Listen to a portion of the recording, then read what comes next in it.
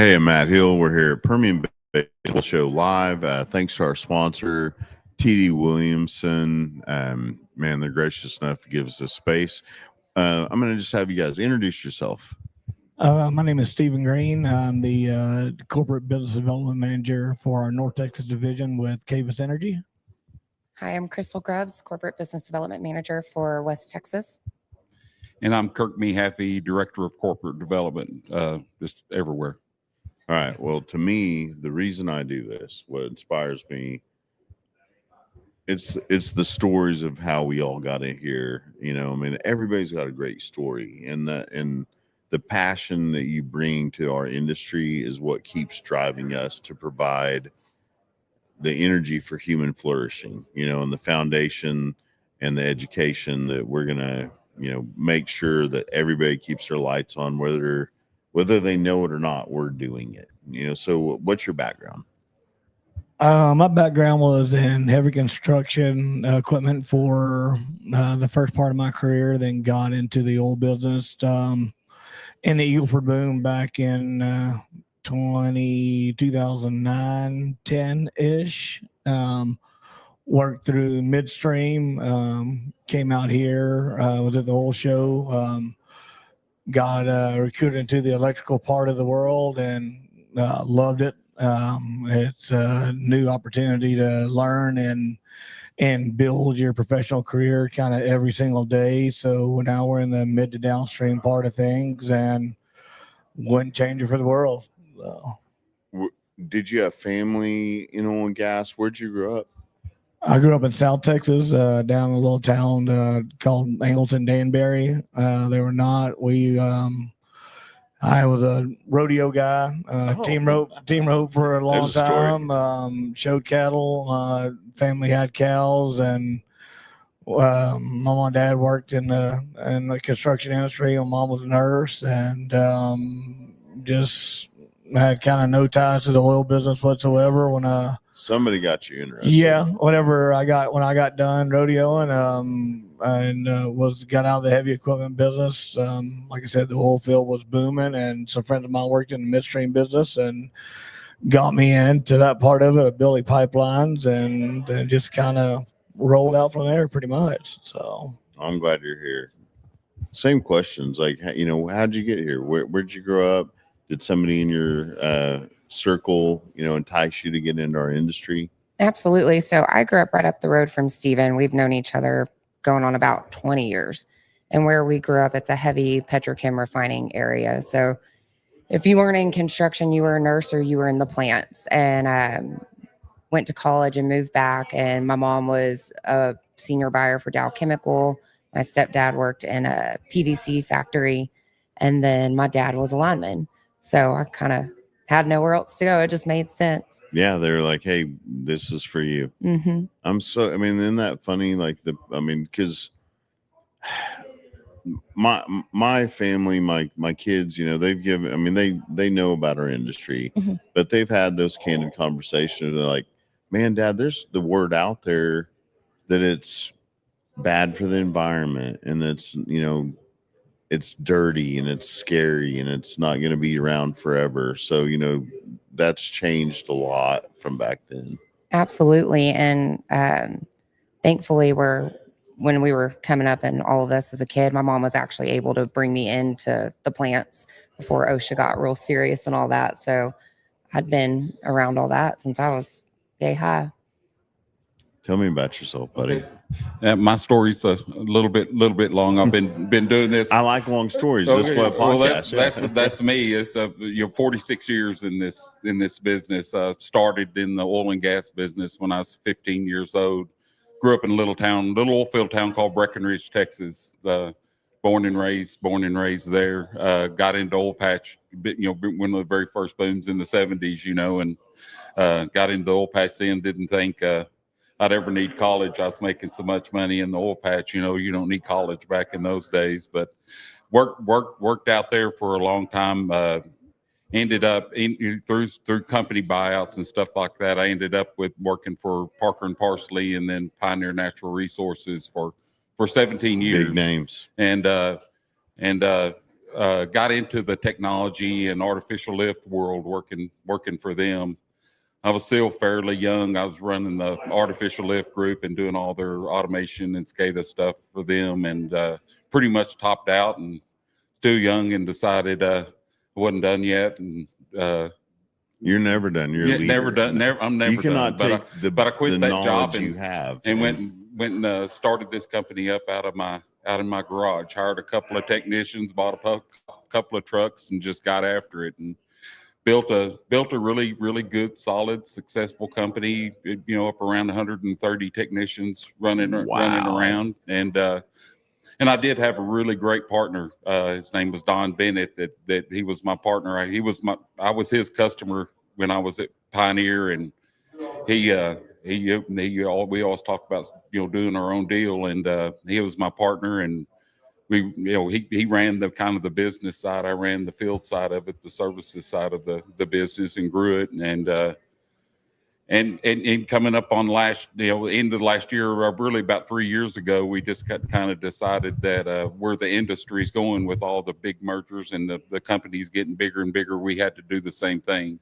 And it was just he and I, so we weren't really financially prepared to put the money behind it to do what we felt like it was going to take to build a successful and ongoing business. So we decided to get it ready to sell, and we did put the company out to market, and we were looking for somebody to buy us. It's not somebody that just builds up a business and then tries to flip it. We wanted somebody that was serious about it and really wanted to come in and put money behind the company and to grow and to make it into something really, really special. And that's always been a dream, and man, I'm living the dream right now. And so we ended up selling out to a company called CDN Controls. They're a Canadian company, does the same thing that we do in Canada, but they're really big. They have like 750 employees, and they're owned by the Hoffman family of companies. And so both of us now are owned by the Hoffman family of companies, and the Hoffmans are traditionally, they're people that go in, they don't buy companies to sell, they buy companies to build. And they put money in the support and provide what you need to grow. And keep their leaders there.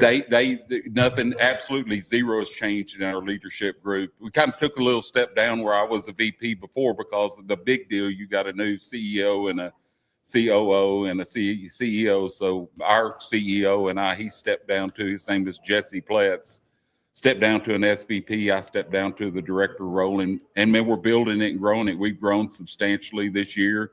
Our plan this year is to get everything in line to where it needs to be, gelling, ERP systems, all that kind of stuff in place, and then just start killing it next year. So that's what our plans are, and that's what we're going to do. Sounds like you're killing it right now. Yeah, I love that. It's going to be a lot of fun. All right, so for those that don't know, 30,000 foot view and elevator pitch, what's your bullet points of what your company does? We're a IE&A company, instrumentation, automation, and electrical, but we're a full service company. We design build. Engineering, all of it. We can do the engineering, we can do the programming, we can do any little piece of it in between, because a lot of the bigger companies like to do a lot of that stuff in-house. So we'll take what they give us and go, work with it. A lot of times we'll help find better ideas and stuff like that, but we build the panels, we program the PLCs, we design the programs. I mean, you kind of name it on that part of the world, and that's what we do. I mean, Crystal or Stephen may have more to add to that, but we try to be a full service solution company. How you like working for that? I love it. Isn't that great? I mean, like this energy right here. Yeah, like, this is what driving our industry. It is. It's great. I work with one of the best group of people that I've worked with in my entire career. Kurt, his knowledge of what he does and what he brings to the table, plus the rest of our crew. I couldn't ask for a better company to work for. And everybody says that and like, oh, that's the company thing to say. It's not. We all take care of each other whenever, family tragedies happen or different things happen. we all look out for each other. We have each other's back when somebody needs some help. I mean, whenever say we work as a team, a lot of people say sales team. Our team is a sales team. We step in every way, shape, or form, from the bidding process to the getting jobs to the execution to everything we do.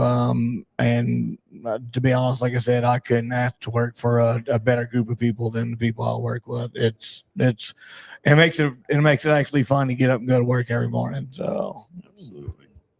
What are you looking forward to? What are you gonna put your role to work as right now? I mean, he's ready. Absolutely. So I've only been with these guys for about 6 weeks now. And we're developing a stronger marketing plan and how we're going to grow and scale the business and where we really want to focus all of our efforts for next year. So I came in at the perfect time to really come in, put my stamp on the Permian with them and figure out how we're going to grow the project side and how we're going to gain more market share with embedded technicians, because we handle everything from the new construction and the design work all the way to making sure it continues to run the way they intended it to when they got with us to start. So it's exciting. And not just the way it's been continuing, but I mean, look at the innovation you guys offer. A lot of, ways like they didn't even know that they could grow. Like, hey, did you think about this? Did you think about this? Did you think about this? They have all these new, options available, because every molecule that we harvest is important. And the way we do it and the way we measure it, the way we track it, I mean, there's no end to what you guys offer, in automation and technology, data, science, that all these tools now are available for these operators and engineers upstream, midstream, downstream to utilize now.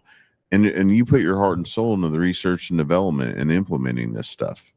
Yeah, I mean, we built this company because when this company really got going solid and hard is when gas prices were high and the Barnett Shale was just cooking, and there wasn't anybody there to do what we do. I mean, it was new, these big high volume wells and stuff like that was new, and we were kind of it, and there wasn't very many of us, so we kind of made our name by hiring good people with great work ethic and teaching them.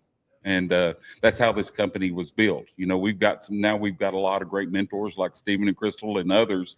And we still have a lot of really young guys that we're bringing up and teaching. And we look for a lot of business so that we can hire these younger people in and bring them up and teach them.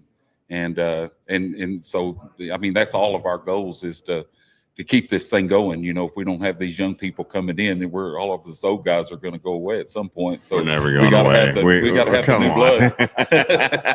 Not going to happen. I love every second of what I do. Everybody asked me when I'm going to quit, and I said probably when I die. Yeah. That'll be the day. There'll be something for me to figure out to do. Yeah, I'm in no hurry. All right. Well, what is something just one thing before I know you guys got a big show here today, but what's something you really want to get here to the Permian for everybody as far as what you guys do? What's like a dream that you have that everybody should adopt, in when you go out and deploy what you guys do? You got something new coming up. I think Stephen probably needs to talk about the new thing, but I'd say one of the big initiatives that we want to do is reduce the number of people that are required out in the field by automating the oil field. And a lot of people with all these acquisitions are coming to realize that because they're buying things that they had no idea what condition it was in. And then they're like, well, we have remote operation centers, but we can't do anything here. And it's no fun to send a guy 3 hours to go check how things are running. But we do have something exciting, and it's the pump curve program. And Stephen can touch on that. Yeah, it's a program that we set up in our SCADA systems that runs through. There's a couple of companies that have similar stuff that we do, but that particular one thing is not really, I guess.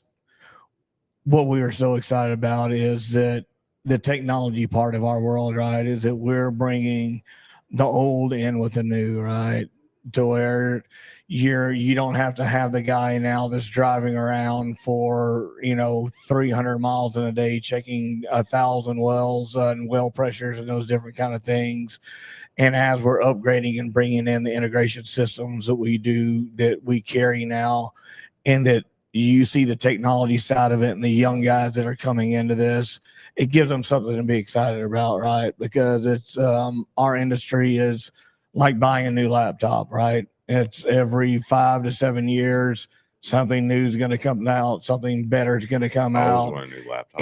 And you're right. And so you have to keep that integration and all those things, caught up as well. And that's what our industry is moving to, except, less of the manual side of things, to where the guys that are coming out of college, it gives them, hope of, they're going in on the technical side of thing. And it used to be you go to the programming world of sitting in an office or somewhere, then you write code for somebody. And now that you can come to the oil field and build SCADA systems or build automation or build all these fun things, that every plant and then all the things are adopting.